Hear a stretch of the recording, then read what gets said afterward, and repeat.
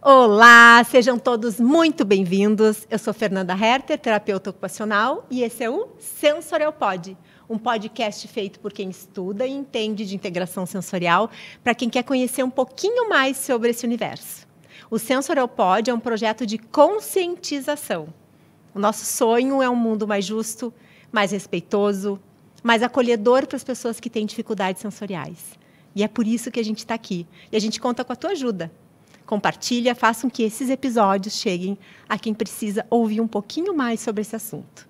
E hoje a gente convidou uma referência aqui na nossa cidade em neuropediatria, a doutora Marta Rembe, para vir conversar com a gente sobre altas habilidades de superdotação. Vamos lá?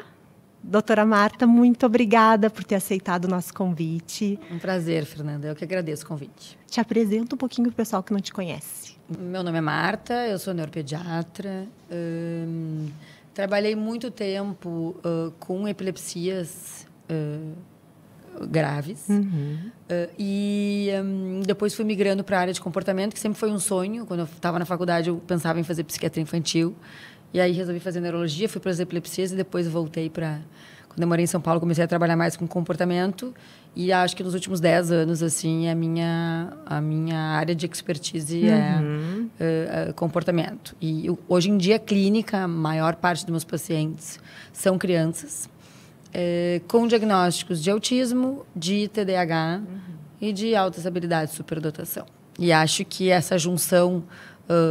transtorno de processamento sensorial com altas habilidades é um assunto... Uma combinação e tanto, né? Uma combinação e tanto. Acho que tem bastante coisa para a gente conversar. Eu acho que a primeira pergunta é...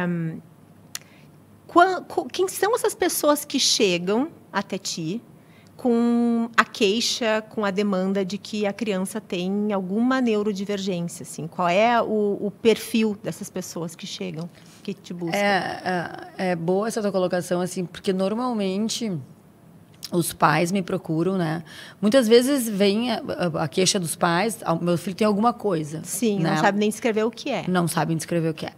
E algumas vezes vem da escola, né? A gente precisa... A maioria das vezes é uma dessas duas origens. O paciente vem de uma dessas duas origens.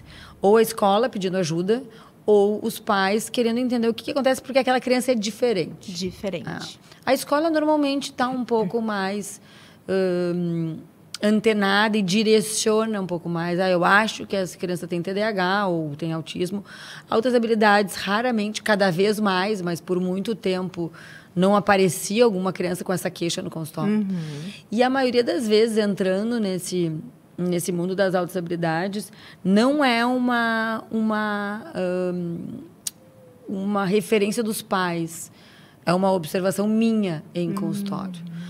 Doutor, eu vim aqui porque o meu filho é superdotado, ou porque eu acho que o meu filho é superdotado. Sim. E altas habilidades, hoje em dia, a gente usa como sinônimos, assim, né? É um diagnóstico?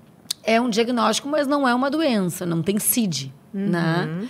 Assim como o autismo também não é. Assim como o próprio transtorno de processamento sensorial. Também, transtorno e TDAH. Mas é considerado um diagnóstico de um perfil neurodivergente.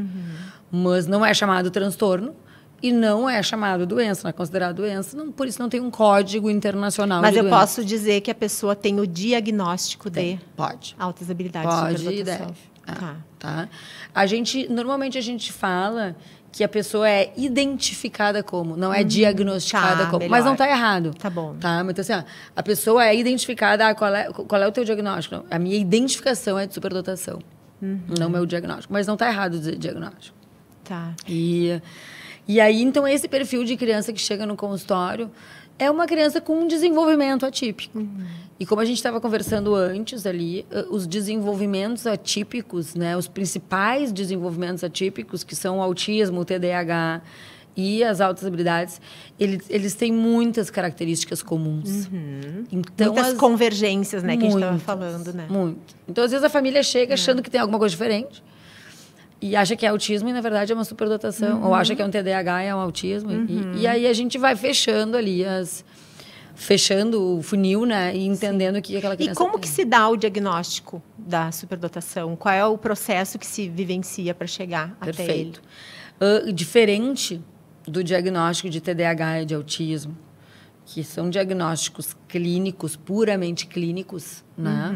Tu não precisa aplicar uma escala específica ou chegar num valor ou ter um exame que te mostre.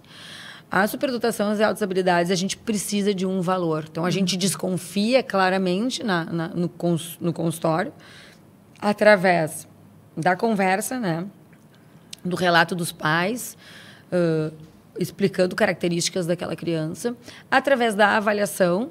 Então, eu vou testando a criança em algumas habilidades e vou vendo que o desempenho da criança naquelas habilidades vai muito além do esperado para a idade. E aí, claramente, quando fica uma desconfiança, uma suspeita de identificação, eu solicito um psicodiagnóstico. E aí, a gente tem que encaminhar para um psicólogo, neuropsicólogo, normalmente é quem faz esse fechamento de diagnóstico. E aí, eles aplicam escalas específicas, né? Tipo, nos pequenos, uma escala chamada SOM-R, que é uma escala que identifica nos não alfabetizados a partir de 4 anos de idade. O coeficiente de inteligência, a resolução de problemas. Exatamente. E depois tem o VISC e o VASI, que são testes que a gente usa em pessoas já alfabetizadas, que avaliam todas essas questões. Normalmente avalia memória operacional, compreensão verbal, organização perceptual, velocidade de processamento. E aí a gente junta esses números e chega num QI, num valor, né, que é um QI final. Antigamente era só isso, né? Que a gente estava falando também. Antigamente, tu tem um QI acima de 120 ou de 130, dependendo do critério. Tu é considerado superdotado, ponto. Hoje a gente sabe que não. Por isso que o nome mudou de superdotação para superdotação / altas habilidades. Porque a habilidade não precisa ser lógico-matemática para tu seres identificado como tendo altas habilidades. Pode ser uma alta habilidade criativa. Comunicativa, esportiva. Psicomotora, né? Sinestésica, musical, inter e intrapessoal. Então, uma das habilidades e isso tudo está baseado na teoria das múltiplas inteligências, né? Se a gente for ler a teoria das múltiplas inteligências de Gardner, a gente vê que existem 9 subtipos diferentes. Hoje em dia são considerados até mais, até 12 subtipos diferentes de inteligências. E se a pessoa tem uma inteligência desses subtipos diferentes acima da média, ela não necessariamente precisa ter um QI acima da média também para ser considerada superdotada. E ela tendo em apenas um desses aspectos, domínios. Já é o suficiente para receber o diagnóstico. Para isso, aqui são pouquíssimas pessoas que sabem avaliar. Esse que é o X da questão. Testar QI, muita gente já sabe. É uma escala padrão, né? O número diz, né? O número revela. Se tirou tanto, se cumpriu com tantas tarefas. O mundo inteiro tem padronizado essa mesma escala. Tu consegue usar a mesma escala no Brasil, nos Estados Unidos, né? Com as suas adaptações, obviamente. Mas as habilidades outras, que não a lógico-matemática, que a gente mede pelo QI, elas são habilidades que poucas pessoas sabem avaliar. Então, hoje em dia, como a gente desconfia de que a habilidade daquela criança, daquela pessoa, vai além da lógico-matemática, ou não é lógico-matemática, é outra, a gente pede que essa avaliação seja feita por uma das nossas referências em altas habilidades, né? Dependendo do lugar que tu mora, tu sabe quem são as pessoas que sabem... que tu confia no trabalho. E daí podem te ajudar a fechar. Eu acho que isso é muito importante de ser dito, porque existe um preconceito em relação a esse diagnóstico, que altas habilidades, superdotação, é aquele gênio, né? O Einstein, né? Enfim. E aí quando tu revela que o teu filho tem altas habilidades, as pessoas meio que torcem o nariz, né? Acham que está exibida.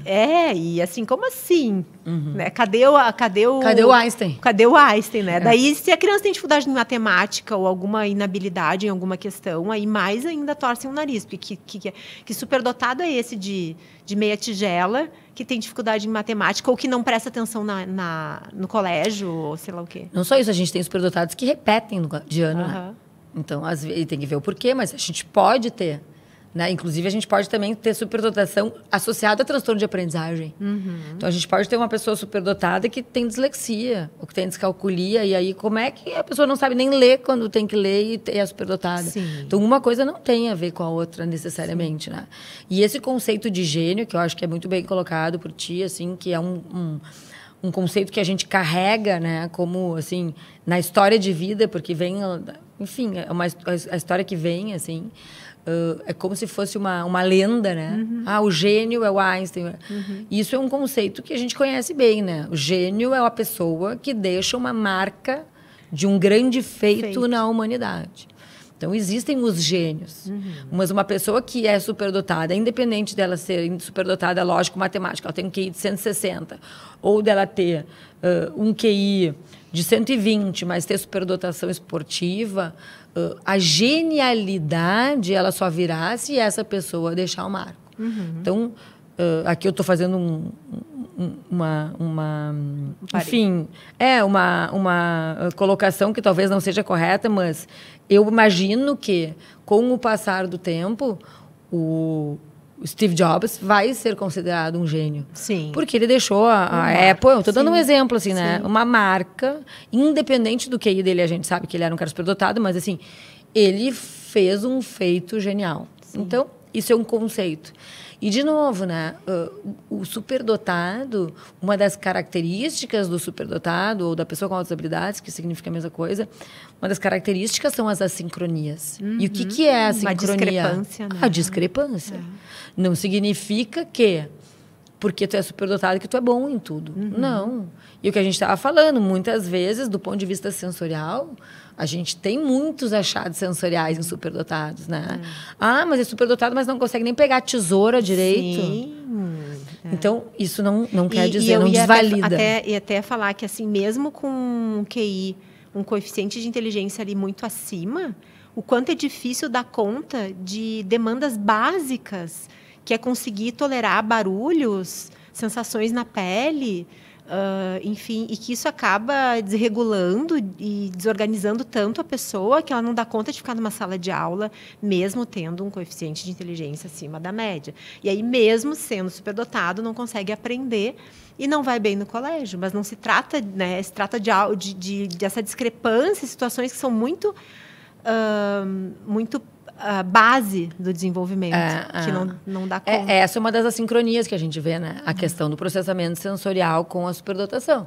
Então, tem crianças, de fato, uma das características, e na superdotação, nas altas habilidades, a gente chama isso de sobreexcitabilidades, né? Que a forma que as pessoas superdotadas, por serem neurodivergentes, elas recebem a informação do mundo, né? Muito diferente, muito intensa, diferente. Não tem filtro. Muito diferente. E aí a gente tem como uma indicação de integração sensorial para 99% dos superdotados. Porque, de fato, eles têm essa sensação de receber as informações do mundo, seja do ponto de vista visual, oral, proprioceptivo, de uma forma muito diferente. Vestibular. Sabe que existe uma testagem que se chama EASY, né, que a gente utiliza na integração sensorial. E a gente aplica lá na infância em 100% das crianças que são capazes de respondê-la.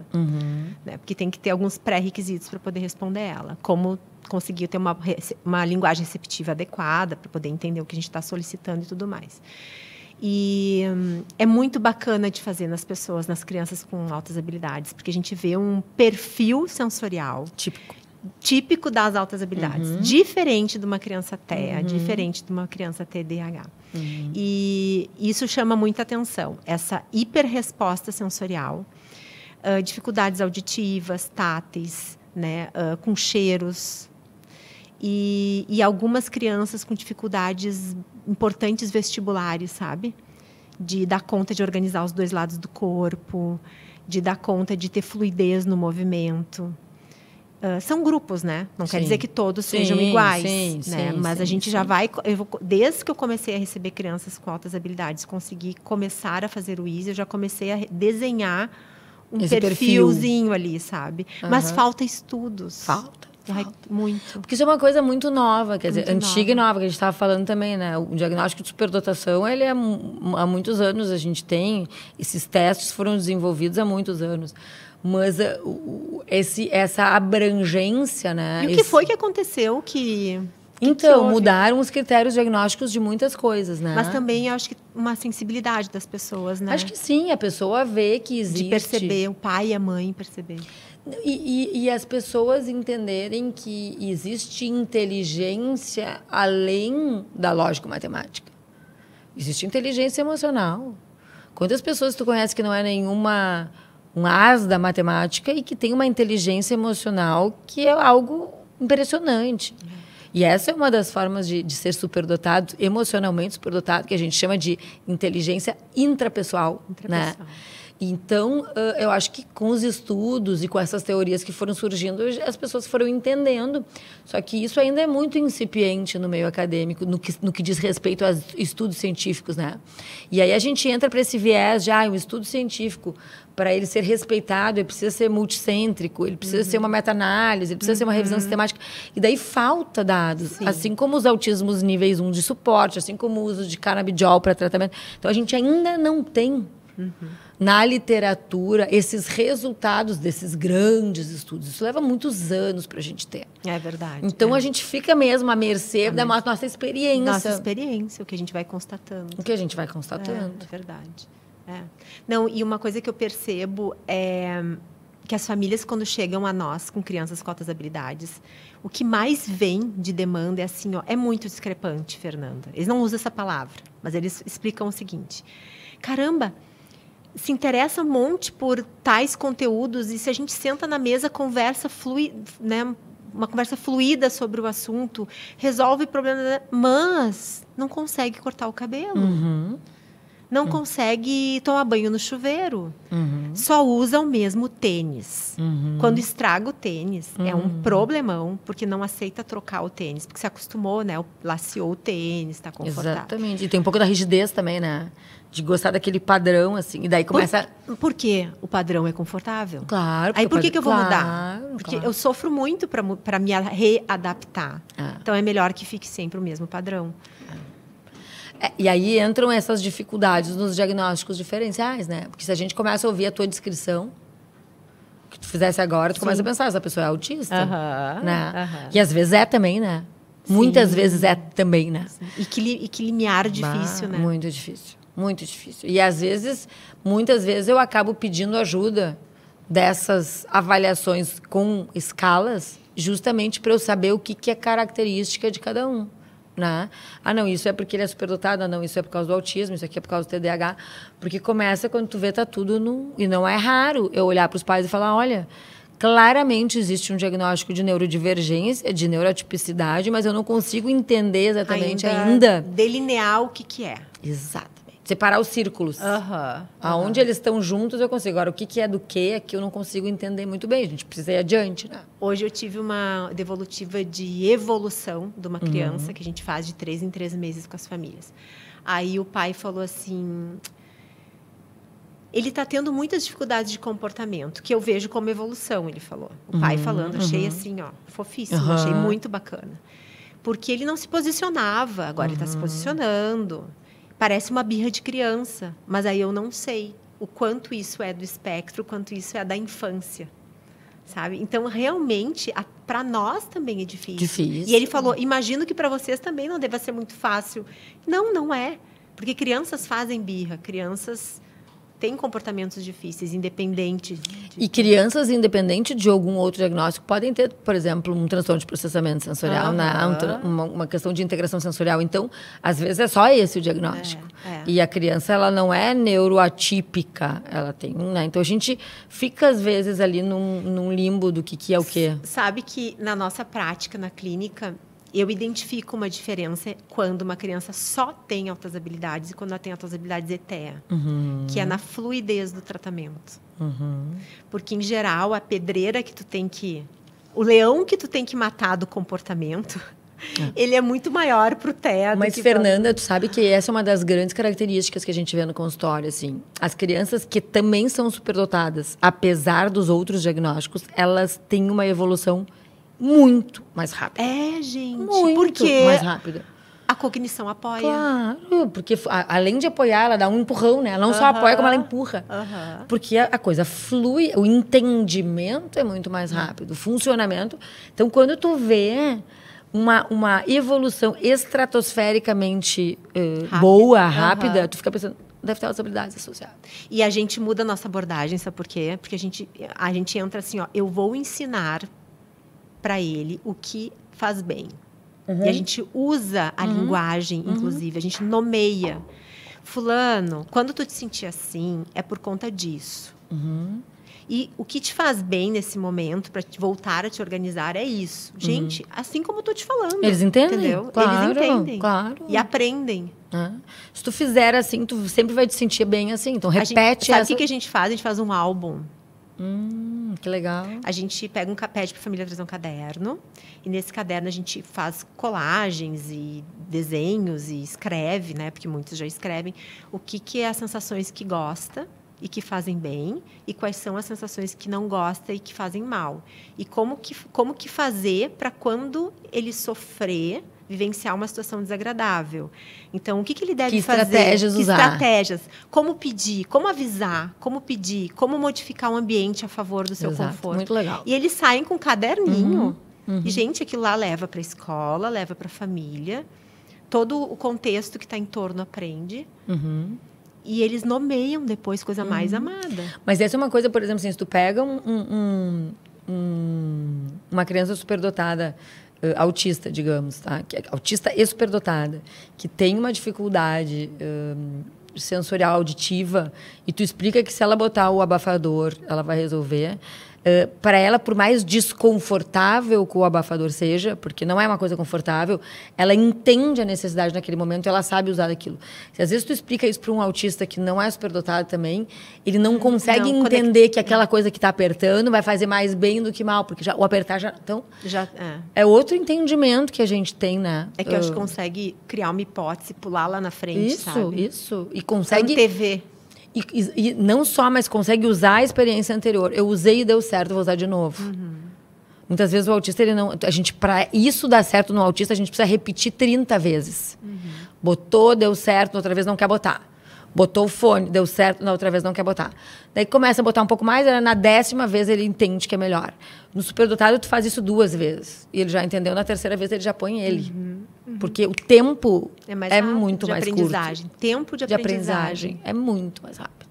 Então, se tu vê um lindo prognóstico, a chance daquela criança ter algum nível ou ter evolução, um funcionamento intelectual alto é muito maior. Isso é muito legal. Outra dificuldade muito comum, a alimentação em altas habilidades. Voltamos para a questão das sobreexcitabilidades, né? Exatamente. E às vezes é auditiva, pelo mascar. Às vezes é olfativa. Cheiro. Às vezes é visual, não dou conta de ver aquele tipo de alimento. E às vezes, obviamente, ela realmente é gustativa. Às vezes é a textura, né? Às vezes a questão do cheiro... Pega muito. Muito. Pega muito nos superdotados.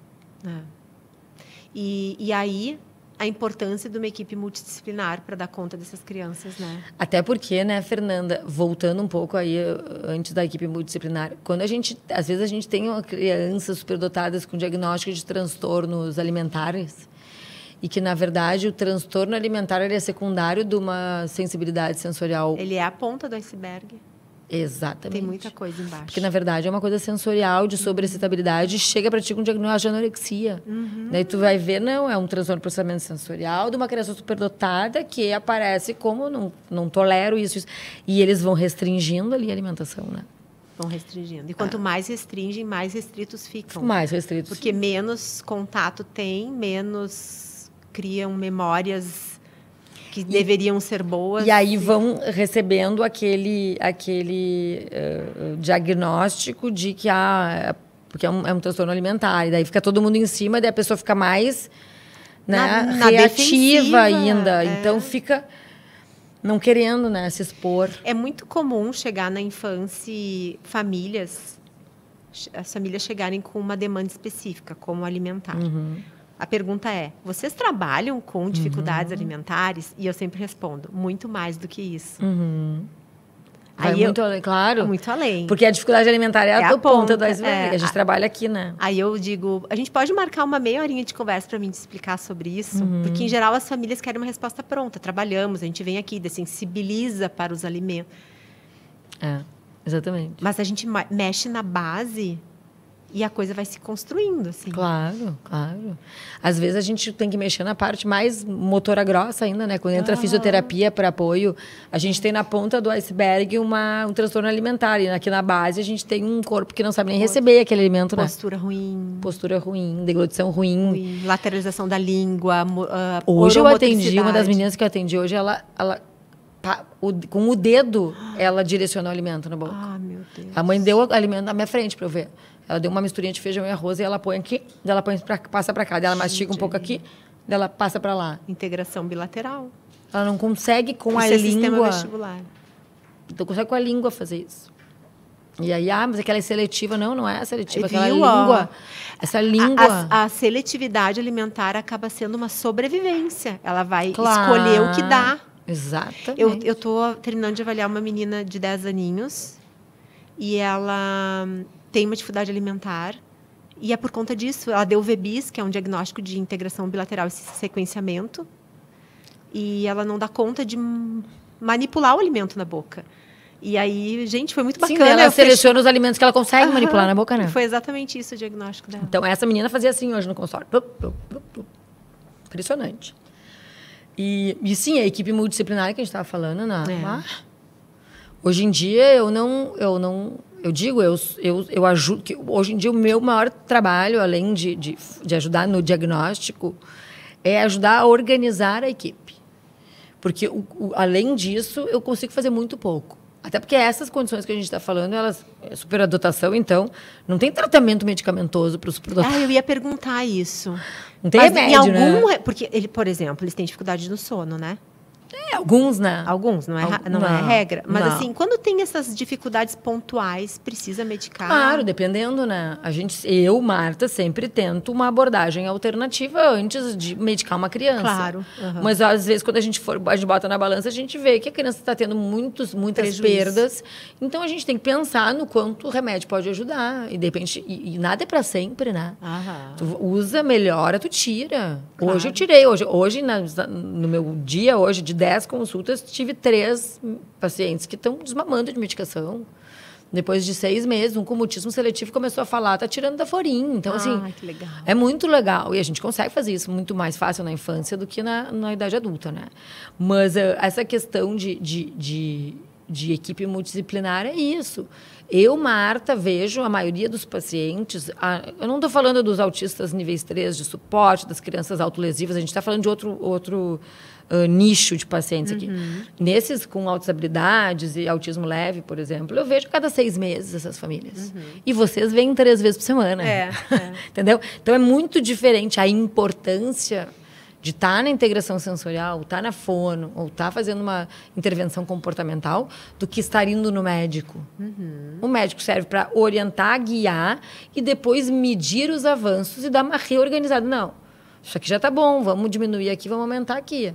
Ou não, precisa medicar porque o sono não está legal, está atrapalhando o desempenho da criança durante o dia, nessas questões específicas. Né?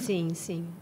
Mas a equipe multidisciplinar na minha área de trabalho, não existe. Indispensável. Indispensável. E tem uma coisa que sempre as famílias trazem também, é o tempo de intervenção, sabe? Que isso pega, né? O tempo tanto na duração... mas quanto tempo ele vai fazer o tratamento aqui? Digo, gente, como é que eu vou dizer isso, né? Difícil de dizer, difícil, né? Muito difícil. E a outra coisa é quantas horas de intervenção? Isso, para mim, assim, eu acabo delegando um pouco. Eu digo, olha, em primeiro lugar, não tem como a gente saber, porque o tempo de intervenção vai depender da resposta que ele nos der, a intervenção. O que a gente faz? A gente vai avaliando juntos. Se a intervenção não está dando resposta, a gente aumenta o número de horas. Sim. Se aumentando o número de horas não está dando resposta, a gente muda o profissional. Se mudando o profissional e aumentando o número de horas, é porque a criança, por algum motivo... Não está conseguindo responder.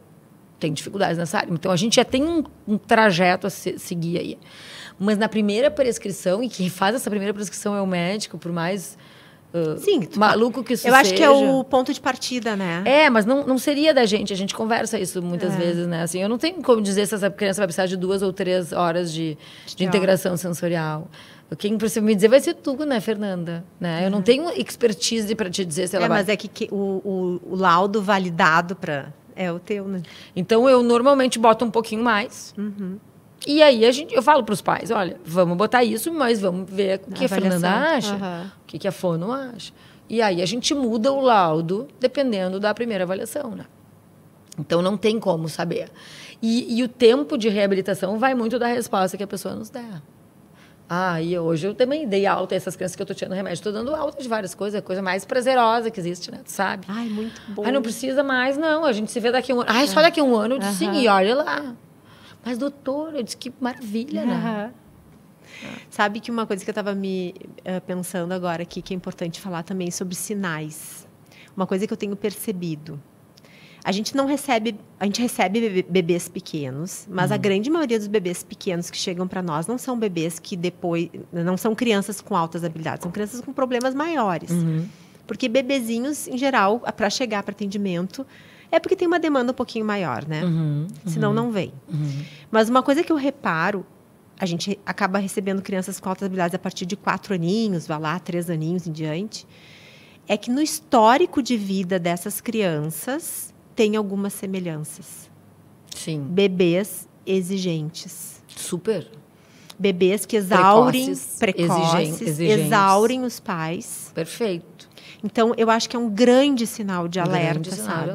Porque eu fico pensando, antigamente, o bebê exigente... Daí a gente vai começar, estão diagnosticando mais agora. Lógico, a gente está criando mais consciência e mais ciência em cima disso tudo, né? Sim, e a gente tem muito mais acesso à informação, né? Porque antigamente o bebê exigente era o quê? Ai, que bebê baldoso. Mimado. Ai, que bebê mimado. Né? Então, não era visto como algo do tipo, sinal vermelho. Olha só, essa criança...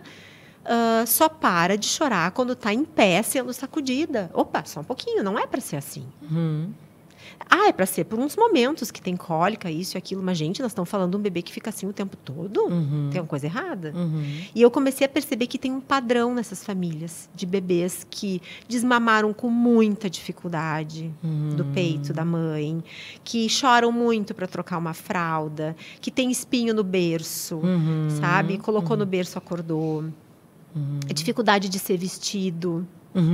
Dificuldade de trocar fralda. Trocar fraldinha. Não tolera... muita dificuldade de se readaptar à troca da mamadeira, sabe? Sai do peito, vai para a mamadeira. O tipo de bico, né? Quando muda... A maioria dessas são questões sensoriais, né? Exato. Que já aparecem precocemente. Então, precocemente, a gente já identifica sinais sensoriais de neurodivergência. Sim. Tá? Concordo plenamente. As crianças que têm maiores dificuldades, os bebês, daí já vem um pouquinho de problemas motores junto. Mas aí são mais graves. Em geral, os que têm só altas habilidades não chegam a ter isso. Problemas motores, em geral, são aqueles do bebê muito passivo, ou do bebê que não engatinha direito, que engatinha de bundinha, sabe? Que se arrasta. Enfim. Mas eu vejo que tem um padrão de bebês que depois, no histórico, quando tu vai ver, olha ali, tem semelhanças. E pensar em sinais e sintomas, eu acho que os sinais e sintomas de altas habilidades precoces, talvez essa questão que tu está falando, um bebê que exige muito dos pais, talvez seja o principal, né? Sinal e sintoma pequeno, do bebê pequeno, né? Aí estou considerando um bebê que não fala ainda. Sim. Um bebê que demanda muito, né? Que exige muito. Um bebê precoce e de novo, não confundir precocidade com superdotação. Às vezes a gente tem só uma precocidade. A precocidade é tu fazeres as coisas antes do tempo, mas não necessariamente tu manteres esse padrão acima da média. O precoce, ele para de ser acima da média num determinado momento. Sim. O superdotado, ele continua sendo acima da média. Tem uma idade mínima para o fechamento de um diagnóstico de não tem. Os testes, né? Esses testes que a gente tem formais, eles são aplicados a partir dos 4 anos de idade. Mas a gente já vê crianças com 2 anos de idade claramente superdotadas, né? Eu recebo lá. 2, 1 ano, né? Gente, assim, olha, recebi uma menininha. Eu acho que, não sei se não foi tu que me indicou agora, não me veio na cabeça. Mas, assim, a comunicação... Sim, impressionante. Pelo amor de Deus. Não, impressionante. Eu tenho várias, assim, e eu adoro atender essas crianças, né? Elas sentam, parece assim... Eu tenho os pacientes superdotados que as mães perguntam, que eles vão no consultório e a gente brinca, né? E as mães perguntam, o que a gente vai fazer no final de semana, fulaninho? Eu queria ir lá brincar com a doutora Marta. Então, eles gostam de brincar com os adultos, né? Eles gostam das brincadeiras muito mais criativas, eles buscam os mais velhos, eles gostam dos irmãos mais velhos. Gente, isso é um sinal muito importante. Eles perdem a paciência com as crianças da idade deles, e eles não se interessam, e aí já vem, porque é autista, mas só um pouquinho. É porque não é interessante brincar daquele conteúdo que eles estão brincando, entendeu? Eles gostam de liderar. Se eles não lideram, eles ficam muito frustrados e às vezes se fecham. Porque ele não brinca com ninguém. Não, porque se ele não estiver comandando a brincadeira, ele não brinca. Se ele estiver comandando a brincadeira, ele brinca muito bem. Então, são nuances de diagnóstico diferencial, né? E mais tarde, o que a gente vê muito comum ainda hoje é essa recusa escolar. Não querem ir na aula. Não querem copiar. Eles odeiam copiar. Odeiam copiar. Sabe por quê? Eu tenho uma teoria. O raciocínio é muito rápido. E a mão não trabalha na mesma velocidade. Exatamente. Não, e daí eu já entendi. Por que eu tenho que copiar? Só vai me cansar, eu já entendi. Inclusive, já resolvi na minha cabeça. Inclusive, muito antes de copiar, já está a solução. E eles se negam. E daí a professora vem. Um desses que eu atendi hoje foi essa. A queixa era... que estavam vendo se a menina precisava pegar a recuperação, repetir de ano, quando terminou o ano, porque ela se negava a fazer as atividades. Uma menina com QI de 150.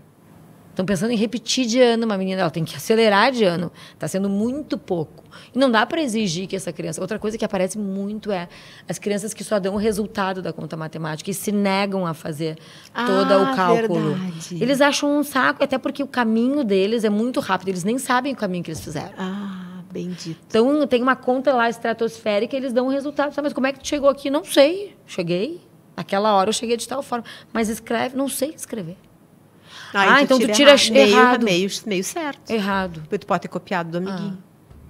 Daí tu faz uma prova, assim, que essas crianças fazem prova 1 a 1 com o professor. Mas tu sabe que eu vejo um grande desafio da educação. Assim, eu vejo que as escolas... Em todas as questões atípicas, né? patinam, em todas. né? Em todas. E existe uma tendência, doutora Marta, a dar muito... não é apelido, é julgamento. Julgamento. Muito julgamento, sabe? Especialmente com o diagnóstico de superdotação, quando é só superdotação, né? Porque, que nem a gente estava falando antes também, quando existe um diagnóstico combinado, por exemplo, a pessoa tem características autísticas e também tem facilidade, tem uma superdotação associada, que era o que chamava de Asperger antigamente, é um cara estranho. E aí tem o estranho para segurar o julgamento. Agora, quando é só superdotação, é o exibido, né? A mãe só quer dizer que o filho é não sei o quê, mas não é. Eu tenho uma mãe, coitadinha, que ela paga os pecados porque o filho é superdotado. Porque ela vai na escola e começa a exigir, eles me digam, fulana está assim. Eu disse, mas é a terceira aceleração que a gente faz nessa criança. E ele vai dando conta, a escola diz, não, ele não vai dar conta. Ele não só dá conta, como sobra. E ele vai dando conta do recado. Mas aí não fica discrepante não sei, esse menino, no caso, esse exemplo, mas aquela maturação emocional claro que não fica. Acompanha a cognitiva. Mas nunca tudo vai acompanhar, são as assincronias, né? Assincronias. Raramente tudo vai acompanhar. Mas esse menino especificamente tem isso que eu estou falando agora, ele tem um diagnóstico de TEA também, ele é tripla excepcionalidade, tem TDAH, TEA e autossociabilidade. E ele... Deve a questão ser um desafio e tanto na escola. A questão social é... Ele não mas eu falo, fulano, tu não vai conseguir jogar futebol. Tu já está no terceiro ano de aceleração, teus amigos... Sim. Tem 1 metro mais do que tu. Ti. Não precisa jogar futebol. Não quero mesmo. Eu não quero ficar entediado na sala de aula. Porque ele começou com recurso escolar, ele terminou ano passado em homeschool. Porque ele não estudo domiciliar, porque ele não queria mais colégio, achava um saco, todo mundo burro, todo mundo... Aí tem essa questão da inteligência emocional. Tem. De saber lidar. Uhum. De ter que ter paciência, tolerância para esperar o tempo do outro. É super desafiador isso. E tem essa resistência das escolas, né? Tu pode ter certeza, Fernanda, quando eu coloco num laudo, solicito e indico aceleração escolar, que no dia seguinte a escola está entrando em contato comigo. Sim. Imagina! Ele não tem a menor condição de ser acelerado. Porque ele incomoda a sala de aula. Sim, ele faz tudo isso porque ele está entediado. Imagina, se tu não está aqui para ver. Porque a nossa experiência... Daí, assim, entra numa discussão que às vezes acaba na justiça. Porque eu estou indicando uma aceleração e eles estão vendo uma criança com um perfil completamente diferente. Mas aquele perfil aparece porque a criança está muito além do que está sendo oferecido para ela, né? Exato. Então Aí ele está entediado, desmotivado, e por conta disso ele acaba... Isso, daí ele fica desinteressado. E aí eles falam, não, é que ele é desatento, porque ele é hiperativo, não. Sabe que a gente tem uma estratégia lá na infância para trabalhar com essas crianças, que é assim. A gente intercala conteúdos que são aqueles que a criança mais gosta, e que, em geral, 99,9% são conteúdos científicos, intelectuais, né? Com os desafios de participação ali da integração sensorial. Reforçador, né? Se a gente vai só para um lado, se a gente só vai trabalhar a integração sensorial, a gente perde eles nos as. Então, a gente tem que estar envolvendo eles o tempo todo com conteúdos que são motivadores e que façam com que eles a gente tem que reforçar. É isso que isso é uma das estratégias que a gente usa na escola também, né? Usar reforçador, fazer uma adaptação curricular. Então, se ele realizou as atividades e acabou antes, o que ele gosta de fazer? O que ele faz bem? Vamos oferecer aquele momento o prêmio. Vamos lá para a sala de informática da escola e trabalhar no computador, um projeto. Não é uma coisa ficar mexendo no YouTube, não. Sim. É desenvolver o projeto nas horas vagas, fazer. Exato. Isso é uma adaptação curricular, né? Que é oferecer mas essas eu vou te coisas falar boas. que isso dá muito trabalho, porque quando é para uma criança TEA, que é mais limitada cognitivamente, ou que tem mais limitações funcionais mesmo, é o joguinho de parear, né? É o encaixezinho do número. É o brinquedinho sensorial. Agora, com eles, tu tem que queimar a tua cabeça. Pensando em 1000 estratégias criativas e que, de alguma maneira, encantem eles. O legal nesse perfil de criança é vocês montarem projetos. Não assim, hoje vai ser isso. Não. Esse mês, sempre que a gente for fazendo, a gente vai aumentando o nosso projeto. Boa. E, no fim, a gente vai terminar o mês com o nosso objetivo cumprido de um projeto específico. A gente tem um menininho que a gente está fazendo uma galáxia. Ah, muito legal. É muito legal. E aí a gente imprimiu a planta do arquiteto, que o arquiteto fez, da infância. E aí a gente colocou alguns locais, marcamos na planta onde são achados os planetas, que ele tem que encontrar para poder envolver desafio sensorial, né? Integração bilateral. Isso é super trabalhoso, né, Fernanda? Meu Deus, isso demanda de um planejamento antecipado da terapeuta, minucioso. E aí depois a gente construiu, então, quando ele achava o nome do planeta, aí ele tinha que construir o planeta com papel machê, aí fez a caixa, pintou de preto, botou pendurado, Esse é o preço do nosso trabalho, que às vezes as pessoas não sabem... Que está por trás, né? Dimensionar, né? Ai, mas como é cara a aula? Sabe o que eu levo? As horas que eu levo para fazer uma aula boa? Sabe quantas horas eu levo? Sim. Então, assim... É claro, uma aula boa, ela precisa ser preparada, ela precisa, tu tem uma dedicação, tu pesquisa, tu vê artigos novos, para tu preparar um atendimento bom, existe todo um rol de trabalho ali envolvido, né? Muito. Pré e pós, né? Durante e pós. Então, assim, isso que faz diferença, né? E daí a criança vai engajar, vai querer voltar, vai querer participar, se a coisa for Agora, legal. uma coisa que eu vejo é a rapidez do interesse. O interesse é meio volátil. Se esgota rapidão. Se não for um hiperfoco, é verdade. Às vezes é hiperfoco, né? Daí eles ficam... E aí, os planetas, as estrelas, às vezes são. Mas aí a gente tem que entrar mais a fundo, né? Por exemplo. Ah, não, mas agora a gente já sabe, então agora vamos ver quais são os planetas que desapareceram. E outra coisa que eu vejo que funciona é se tu te apresenta como uma pessoa que está precisando de aprender. Entende? Aí tu diz assim, mas eu não entendi muito bem se esse planeta tu está me dizendo que tem poeira... Ele afinal de contas, o solo dele é de pedra ou é de areia? É de terra? Aí tu lança a pergunta, aí que lá vai... Né? É bem assim. Tu te coloca numa posição dele tá te ensinando. Né? E eles adoram, né? Adoram. Adoram. Aí deslancha uma explicação imensa, assim. E a gente vai fazendo as trocas nisso. Mas o desafio é manter o trabalho de integração sensorial. Eles fogem que nem... Mas eu acho que esse desafio ele tem que ser contornado por essas estratégias aí. De reforçadores, de enfim, e de mostrar os resultados, né? Como eles são muito inteligentes. Olha que legal, tu fazia assim. A gente gosta de mostra as fotos, filmagem. os filmes. Olha só como é que tu era. E agora como que tu tá?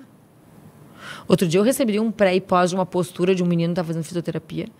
Eu fiquei chocada, eu mostrei pra ele e falei assim, tu tá te vendo aqui? Isso aqui parece duas pessoas diferentes. Tu sabe o que a gente faz lá? A gente filma em câmera lenta. Eles fazendo a brincadeira, pulando, sei lá o que lá. Aí a gente mostra o filme. Dá uma olhada na altura que tu pulou. Não sei o que, não sei o que. Sim, eles ficam muito impressionados. Vamos fazer de novo, vamos filmar de novo para ver se tu vai mais alto do que isso. Daqui que tu vai à busca de dopamina, né? Quero mais, isso é bom, quero melhorar. Tem isso também, né? É mais alto, é mais rápido, é mais. Então eles querem mais. Meio que insaciável, assim. Isso. E tem a coisa da velocidade de processamento, né? Normalmente eles pensam muito rápido, que é o que tu falou da mão. O pensamento está além do motor. O fluxo de ideias e de pensamento ele é muito alto. Então, o corpo não consegue acompanhar aquilo ali. Então, a gente tem que dar uma demanda e segurar, assim, não, calma. Porque, às vezes, eles já estão lá adiante e o corpo está lá atrás, né? E isso atrapalha, que é a questão da praxis também deles, né? E a gente está aqui atrás ainda. Essas crianças, em geral, têm mais dificuldade de fazer movimentos controlados e devagar do que movimentos rápidos e impulsivos. E eu acredito que muito disso seja devido à velocidade de processamento do pensamento. Que a ideia vai na frente. Muitas crianças gaguejam. Superdotadas gaguejam. Por quê? Porque elas já estão pensando na terceira palavra, mas não saiu a primeira ainda, não conseguiu ainda. E não sai, né? Porque daí começa aquela coisa de ter que falar. Eles gaguejam. E as crianças que tu acompanha por quantos anos? Às vezes, tu tem pacientinho lá que está com 20 anos. Tenho, Fernanda, mas assim... Ou eles vão se desligando, né? Porque eles vão melhorando. A maioria vai tendo alta, né? Os superdotados, então, nem se fala quando é só superdotação. Quando é um TEA nível 1 de suporte ou nível 2 e teve uma equipe boa no início do tratamento, também vai ter alta. Os que acabam ficando comigo mais tempo são os mais graves. Porque daí tem ajuste medicamentoso, daí tem piorou tal coisa, volta. Tem muitos que vão e voltam, né? Daí tentaram terapias com outras pessoas. Porque a família tem isso também, né? Mas eu entendo, eles querem uma mágica, muitas vezes. Não, eles querem, eu acho, um diferente. Será que isso vai dar? Daí tem a coisa, agora tem estimulação eletromagnética. O boom da estimulação. E a gente entende isso, né? Bom, vamos ver se der certo, que maravilha. Não, o canabidiol. O não sei o quê. Então, eles vão atrás dessas novidades. E hoje em dia, com essa facilidade que a gente tem de divulgar informação, as pessoas vão atrás da informação. Eu atendo gente de tudo que é lugar do mundo. Por quê? Porque as pessoas vão atrás da informação. Mas eu sei que tu prescreve canabidiol há muitos anos. E, de fato, eu prescrevo canabidiol há 20 anos, desde que eu trabalhava lá com as epilepsias refratárias. Então, acaba sendo uma referência. Eles acham que canabidiol vai mudar o mundo. Às vezes muda. Mas é na minoria das vezes. Mas tem que se tentar, tem que. Então, as pessoas... como é que tu vai saber se não muda? As pessoas vão atrás dessas referências.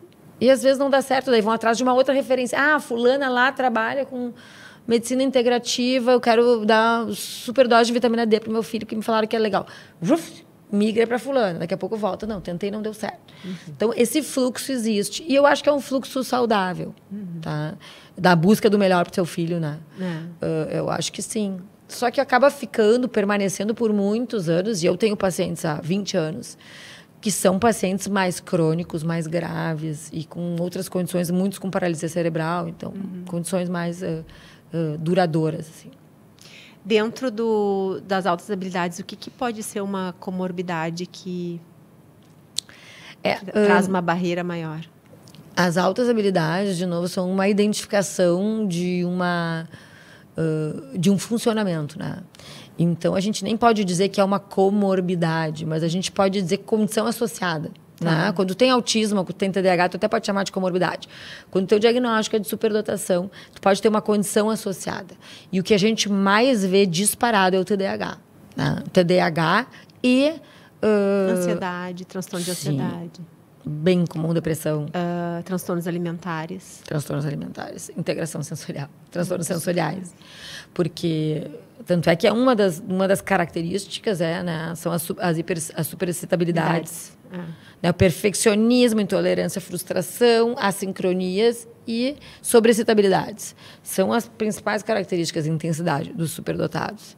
Então, se a gente for considerar condições associadas ou comorbidades, entraria aí também uma questão de integração sensorial, talvez que 90%. Muito comum, né? Muito comum.